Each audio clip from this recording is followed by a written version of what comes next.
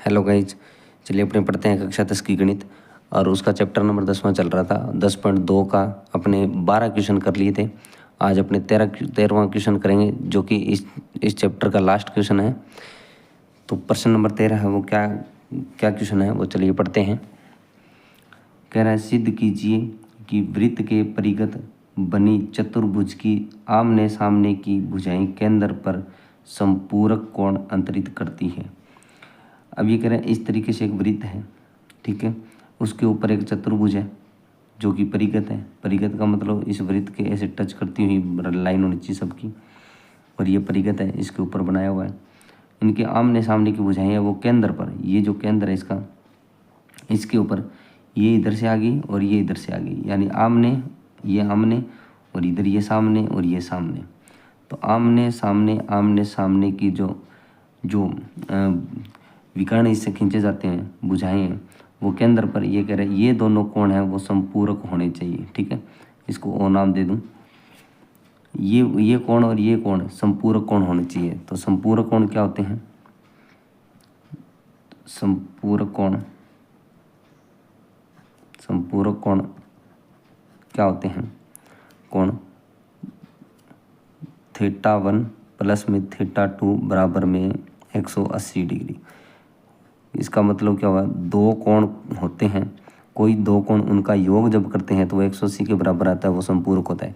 इसका मतलब इस कोण का और इस कोण का योग जब करेंगे तो 180 के बराबर आना चाहिए। ठीक है, तो हमें क्या ज्ञात करना है? कोण ए ओ बी, कोण ए ओ बी प्लस में कोण डी ओ सी या सी ओ डी, दोनों का योग है वो 180 आना चाहिए। ठीक है, ये हमें ज्ञात करना है। ठीक है, ज्ञात करना है।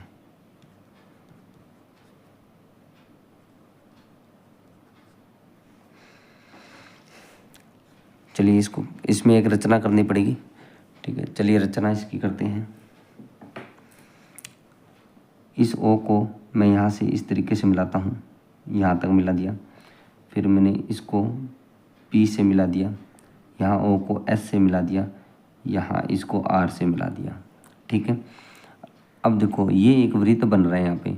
तो वृत्त के अंदर जितने भी सारे जो कोण होंगे बन रहे हैं, उनका योग करेंगे तो वो 360 डिग्री के बराबर आएगा, क्योंकि वृत्त के सारे कोणों का योग इस वृत्त है वो सभी, वृत्त अपने आप में एक चक्री है, जो कोण बनाता है वो 360 का बनाता है पूरा। तो इसमें जितने भी कोण बन रहे हैं वो सारे जो योग करेंगे इनका, तो वो 360 के बराबर आएगा। तो चलिए मान लेता हूँ मैं, ये 1 नंबर कोण हो गया, ये 2 नंबर कोण हो गया, ये 3 नंबर, ये 4, ये 5, ये 6, ये 7 और ये 8 नंबर कोण हो गया। चलिए इसको हल कैसे करेंगे देखिए। अब देखो, जैसे इसको ले लेते हैं, तो ये हो गया ये दोनों, तो इसके अंदर चतुर्थांश बन रहे हैं, एक चतुर्थांश हो गया इधर, दूसरा हो गया इधर, तीसरा हो गया, ये चौथा हो गया इधर, इस तरीके से। तो इन दो त्रिभुजों के यहाँ देखो इस तरीके से दो त्रिभुज बन रहे हैं प्रत्येक में। तो कोई दो, ये 2 त्रिभुज है, इन दोनों को मैं सर्वांग सम सिद्ध कर दूँ तो अब मैं अपने क्या कह सकते हैं, जो कोण 2 है वो 3 के बराबर है, क्योंकि संगत कोण सर्वांग सम कर देंगे ना, तो 2 कोण संगत कोण होते हैं वो बराबर होते हैं। ठीक है, तो इस त्रिभुज को और इस त्रिभुज को सर्वांग सम करूँगा तो कोण 2 है वो 3 के बराबर कर सकते हैं, यानी ये इतना सा कोण और ये इतना सा कोण, यानी 2 कोण 3 के बराबर लिख सकते हैं, क्योंकि सर्वांग सम होने के बाद इन त्रिभुज उनके संगत कोण हैं, उनके माप भी क्या होते हैं, बराबर होते हैं।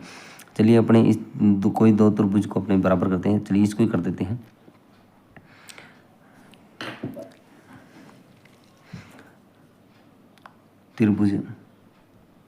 त्रिभुज आर ओ सी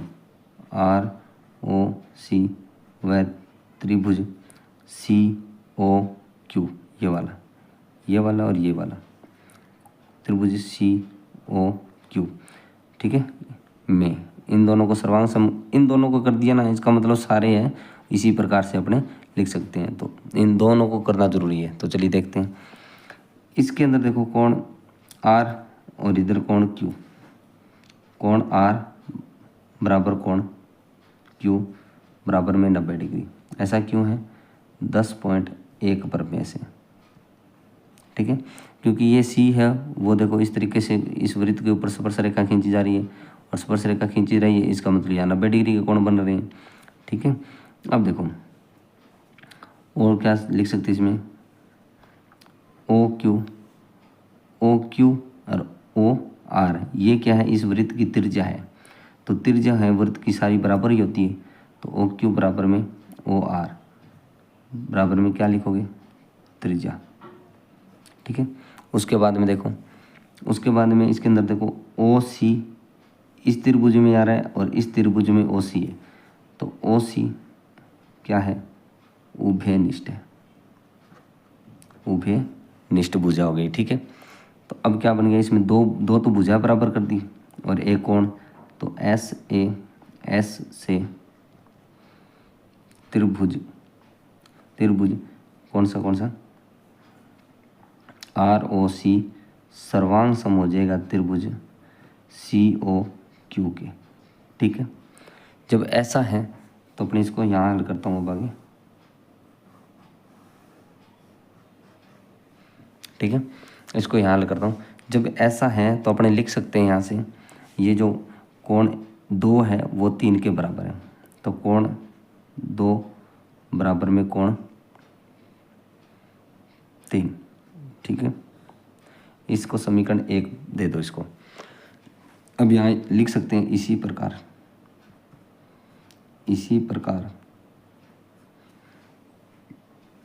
ये इसके बराबर हो गया, तो ये 4 है वो 5 के बराबर हो जाएगा। इसी प्रकार कोण 4, ठीक है, बराबर में कोण 5।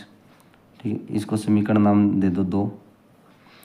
इसी प्रकार 6 है वो 7 के बराबर, कोण 6 है वो 7 के बराबर। ठीक है, इसको समीकरण नाम दे दो 3। इसी प्रकार 6 7 के और 7 है वो, ये जो 8 है वो 1 के, कोण 8 बराबर कोण 1 के। ठीक है, जो कि समीकरण 4 हो जाएगी। अब देखो समीकरण 1 कोण देखो 1 2 3 4 5 6 7 8, इन सबको जोड़ देंगे तो 360 के बराबर आएगा। तो अपने क्या लिखेंगे, चक्रीय वृत्त के कोणों का योग बराबर में 360 डिग्री। ठीक है, तो कोण 1 प्लस में कोण 2 प्लस में कोण 3 प्लस में कोण 4 प्लस में कोण 5 प्लस कोण 6 प्लस कोण 7 प्लस कोण 8 बराबर में 360 डिग्री। ठीक है, अब हमें क्या चाहिए, हमें तो ये वाला कोण चाहिए और ये वाला कोण चाहिए। इसका मतलब एक कोण 1 और 2 ये चाहिए हमें, तो 1 और 2 रखना है। तो देखो 1 रखना है, कोण 1 है। अब देखो कोण 1 है तो कोण 1 पड़ा है, कोई दिक्कत नहीं, प्लस कोण 2 भी हमें चाहिए तो कोण 2 पड़ा है, कोई दिक्कत नहीं, प्लस हमें कोण 3 नहीं चाहिए क्योंकि 3 तो इधर आ गया, तो 3 है वो कोण किसके बराबर है, यहाँ देखो कोण 3 है वो 2 के बराबर है, तो कोण 3 की जगह अपने 2 रख सकते हैं। तो यहाँ कोण क्या लिखोगे, 2 लिखोगे, प्लस कोण 4 है, यहाँ देखो कोण 4 है, इसकी जगह अपने क्या रख सकते हैं, 5 रख सकते हैं, क्योंकि हमें तो 5 और 6 चाहिए, जो चाहिए वो रखना है, उसके बराबर जो दे रखा है वो बराबर रख लेंगे। तो हमें 4 कोण नहीं चाहिए, हमें तो 5 चाहिए, तो यहाँ देखो 4 के बराबर 5 दे रखा है, तो अपने कोण 5 लिखेंगे इसके बराबर, प्लस कोण 5 है वो तो अपने को चाहिए, प्लस कोण 6, हमें कोण 6 भी चाहिए, देखो कोण 6 भी चाहिए, प्लस कोण 7 चाहिए क्या, कोण 7 नहीं चाहिए, तो 7 कोण है वो 6 के बराबर है, तो हमें 7 की जगह क्या लिख सकते हैं, 6 भी लिख सकते हैं। कोण 8 है, ये तो नहीं चाहिए लेकिन कोण 1 चाहिए, ये देखो कोण 8 है वो 1 के बराबर है, तो हमें कोण 1 यहाँ लिख सकते हैं, ये 360 के बराबर हो गया। अब देखो एक कोण यहाँ और एक कोण यहाँ, तो मतलब 2 बार एक कोण आ गया, 2 बार ही कोण 2 आ रहे हैं, प्लस 2 बार ही क्या आ रहे हैं, कोण 2 आ गया, प्लस 2 बार ही क्या हो रहे हैं, कोण 5 आ गए, प्लस 2 बार ही कोण 6 आ गए, बराबर में 360। इन सब में 2 2 कॉमन आ रहा है, इसमें 2 इसमें 2 इसमें 2 इसमें 2, तो 2 कॉमन ले लिया, तो अंदर क्या बचा, कोण 1 प्लस कोण 1 हो गया, कोण 2 हो गया, प्लस कोण 5 हो गया, प्लस कोण 6 हो गया। ठीक है, बराबर में 360 डिग्री हो गया। अब ये 2 इधर गुणा में तो इधर भाग में आ जाएगा, तो बच के क्या, कोण 1 प्लस में कोण 2 प्लस कोण 5 प्लस में कोण 6 बराबर में 360 और बट्टा में 2।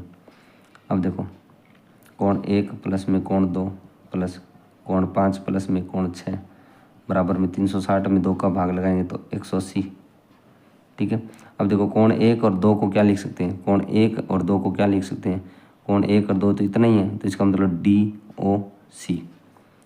इसको क्या लिख सकते हो, कोण DOC प्लस 5 और 6 को क्या लिख सकते हो, BOA, कोण AOB बराबर 180। ठीक है, तो देखो ये कोण हो गया और ये कोण हो गया, दोनों कोणों का योग यहाँ देखो, इसका और इसका कोण का योग है वो 180 के बराबर आ गया। यही हमें सिद्ध करना था। ठीक है, ये संपूरक हो गया, संपूरक, ये आंसर हो जाएगा अपना। ठीक है, इसी क्वेश्चन के साथ प्रश्नावली 10वीं है वो कंप्लीट होती है।